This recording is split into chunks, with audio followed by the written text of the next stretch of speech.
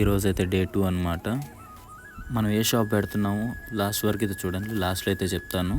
So marking కోసం powder అయితే white powder కావాలని చెప్పి ఈ మిల్లుల దగ్గర వచ్చి అయితే తీసుకుంటున్నాం.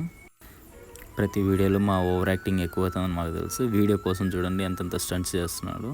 ఈ యాక్టింగ్ కోసమైనా సరే ఒక్క లైక్ అయితే చేయడం అయితే మర్చిపోవద్దు. కొత్తగా వస్తుంటే సబ్స్క్రైబ్ చేసుకోవడం అసలు మర్చిపోవద్దు.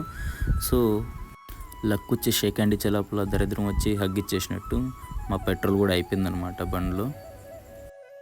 ఇక్కడ మార్కింగ్ చేసుకోవడానికి అయితే ఈ గోటాలనే అవసరం అనమాట.